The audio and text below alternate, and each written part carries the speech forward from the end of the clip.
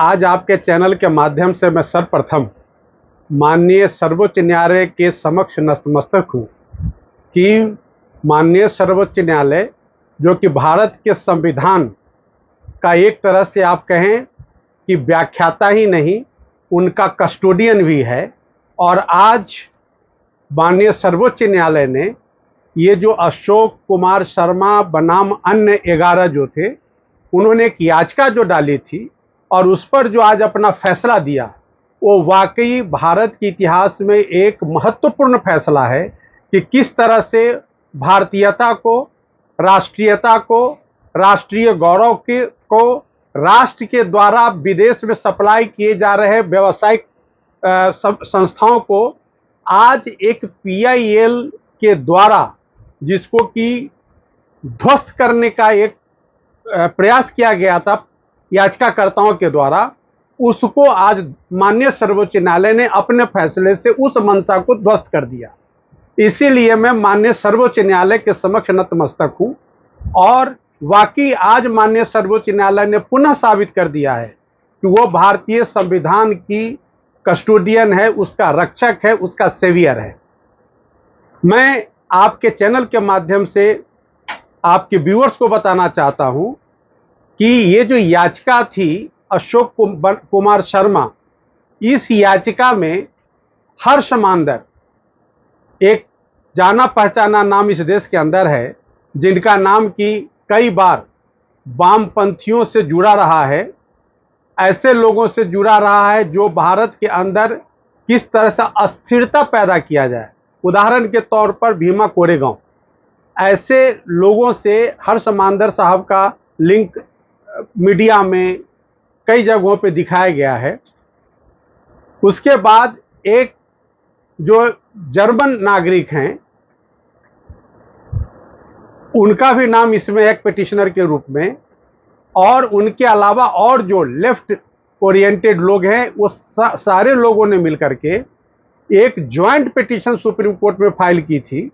उस याचिका के माध्यम से यह मांग किया गया था कि भारत सरकार के जो उपक्रम हैं और भारत के अंदर जो प्राइवेट कंपनीज हैं जो डिफेंस इक्विपमेंट्स बनाती हैं, जो आर्म्स बनाती हैं या जो डिफेंस असिस्टेंस इजराइल को देती है, उन तमाम कंपनियों का लाइसेंस या उनका परमिशन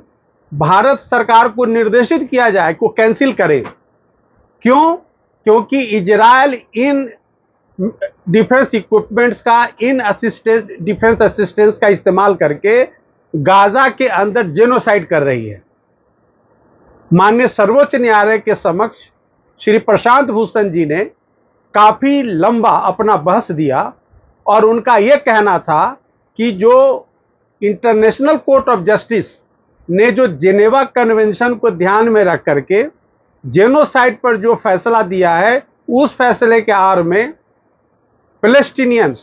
के ऊपर जो इजराइल का हमला हो रहा है, उस हमले में भारत का किसी भी तरह का जो बिजनेस रिलेशन है, आर्म्स से रिलेटेड या डिफेंस असिस्टेंस से रिलेटेड, उसको बंद किया जाए तत्काल प्रभाव से। ये पैलेस्टीनियंस के ऊपर इजराइल का जो हमला है, उसके लिए इनका रोना था। मैं इस पिटीशन में हिंदू सेना के जो राष्ट्रीय अध्यक्ष विष्णु गुप्ता, वो एक इंटरवेनर के रूप से उस पिटीशन में एप्लीकेंट थे और उनके तरफ से मैं वकील के रूप में कोर्ट में मौजूद था। माननीय सर्वोच्च न्यायालय ने बहुत ही स्पष्ट शब्दों में पिटिशनर कर्ता के जो वकील है श्री प्रशांत भूषण जी, उनसे कहा कि जो विदेशी मामला है भारत सरकार का, उस मामले में सुप्रीम कोर्ट आर्टिकल 32 के तरह इंटरफेयर कैसे कर सकती है। अगर मान लीजिए कि कोई व्यवसाय भारत के कंपनियां विदेश के साथ कर रही है, उनका कोई कॉन्ट्रैक्ट चल रहा है उनके साथ, हम उस कॉन्ट्रैक्ट को बंद करने के लिए या उस कॉन्ट्रैक्ट के लाइसेंस को खारिज करने के लिए हम भारत सरकार को किस तरह का आदेश पारित कर सकते हैं? ये मेरे जुरिस्डिक्शन से बाहर है, मैं ऐसा आदेश कतई पारित नहीं कर सकता। और फिर माननीय सर्वोच्च न्यायालय ने, खास करके माननीय मुख्य न्यायाधीश ने बहुत ही स्पष्ट शब्दों में विदेशी मामलों पर अपना प्रकाश डाला और उन्होंने याचिकाकर्ता के वकील को पूर्ण रूप से समझाने की कोशिश की कि आपने जो याचिका दिया है, आपने जो प्रेयर मांगा है, वो प्रेयर भारत के संविधान के तहत और खासकर धारा 32 के तहत हम निर्गत नहीं कर सकते हैं। हम उस प्रेयर पे हम गौर नहीं फरमा सकते हैं, क्योंकि ये बिल्कुल भारत सरकार और उसके जुरिस्डिक्शन का मामला है, उसमें न्यायालय का जुरिस्डिक्शन कुछ भी नहीं है। लेकिन बार बार Prashant Bhushan ji international court of justice के आदेश का हवाला दे रहे थे। माननीय सर्वोच्च न्यायालय ने बहुत स्पष्ट कहा